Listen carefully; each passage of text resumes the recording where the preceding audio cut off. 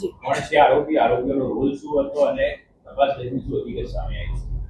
જે આધાર માં ઓટીપી વગર Aadhaar number registered mobile number change કરીને ફ્રોડ કરવાની જે કેસ સાયબર ક્રાઇમ અમદાવાદમાં દાખલ થયો હતો એમાં આપણે વધુ 3 આરોપીની ધરપકડ કરી છે. એમાં એક આરોપી છે કૃષ્ણ પ્રજાપતિ કરીને, જે 22 વર્ષનો છે અને ખુશીનગર યુપીથી પકડ્યા છે. બીજા 2 આરોપી છે જે આસામથી આપણે ધરપકડ કરી છે, કાજીમુદ્દીન અલી અને રગુલ હસન, જે લારીઘાટ મોરેગાંવ આસામથી પકડ્યા છે. જે આ આસામના 2 આરોપી છે એ લોકો મુખ્ય સૂત્રધાર હતા આખા સ્કેમ માટે.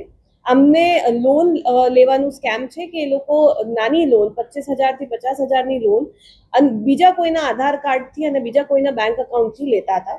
અને એમાં એ લોકો આખી જે મોડસ ઓપરેન્ડી જે રીતે આ સ્કેમ ચલાવતા હતા એમાં આસામથી એ લોકો પહેલા તો આધાર કાર્ડ નંબર અને આધારની ડિટેલ્સ મેળવતા હતા.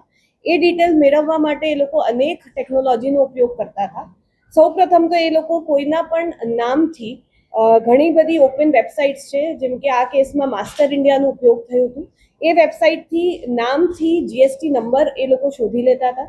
એ જીએસટી નંબરમાંથી એમને પાન કાર્ડની ડિટેલ્સ મળી જતી હતી.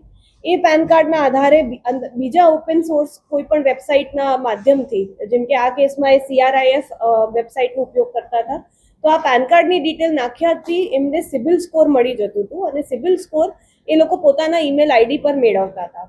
આ સિબિલ સ્કોરમાં જે મોબાઈલ નંબર રજિસ્ટર્ડ હતા, 2 થી 3 કે જેટલા મોબાઈલ નંબર રજિસ્ટર્ડ હોય છે ભોગ બનનારના, એ બધા મોબાઈલ નંબર એમને મળી જતા હતા. પછી એ લોકો ઘણા બધા ટેલિગ્રામના ચેટબોટ્સ છે, જેમાં મોબાઈલ નંબરથી આધાર મેળવવાની ફેસિલિટી આપતી સર્વિસીસ વાળા ચેટબોટ્સ છે. તો એ ચેટબોટથી એ લોકો મોબાઈલ નંબરથી આધાર નંબર મેળવી લેતા હતા અને આધારની ફોટોગ્રાફ માટે એ લોકો ઓપન સોર્સની કોઈ પણ વેબસાઇટથી ટ્રુ કોલર છે કે અન્ય કોઈ સોશિયલ મીડિયા પ્લેટફોર્મમાં ફોટો મળી જાય તો આ બંને વસ્તુ એમને મળી જતી હતી.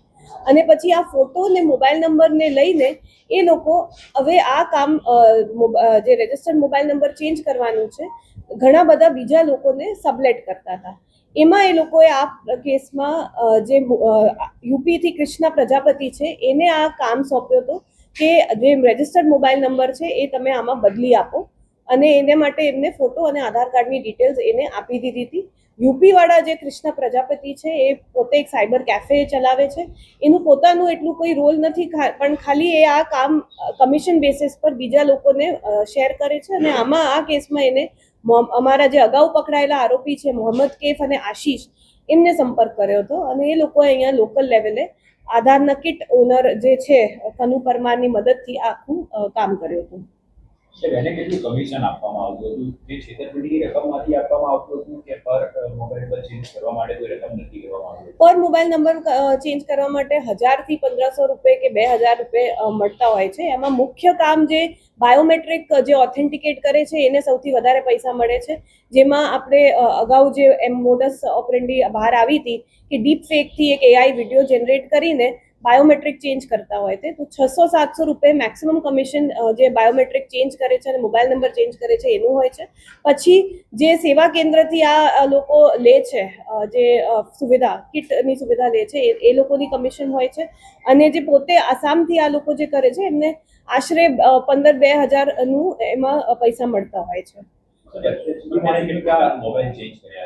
તો જે આસામના આ લોકો છે આમના આખા પરિવાર આમાં આ જ કામ કરે છે અને આ લોકો મોબાઈલ નંબર પણ ચેન્જ કરે છે, બીજી અન્ય આધારની ડિટેલ્સ પણ ચેન્જ કરે છે અને દર વર્ષે 10 થી 15 લાખ રૂપિયાનું આ લોકો લોન લે છે આ માધ્યમથી. હવે લોન એ લોકો નાના અમાઉન્ટમાં જ લે છે, 25,000 થી 50,000ની છે, કારણ કે મોટી લોન લેવા જઈએ તો એમાં સ્ક્રુટિની વધારે થતી હોય છે. 25-50,000 લોનમાં એટલું ચેકિંગ નથી થતું, એટલે આ લોકો આ રીતે ફ્રોડ કરીને લોન લઈ લે છે અને એમાં આધારનું એ લોકો બાયપાસ કરીને AI અને ટેકનોલોજીના યુઝથી આ બાયપાસ કરીને આ રીતે લોનનું ફ્રોડ કરે છે.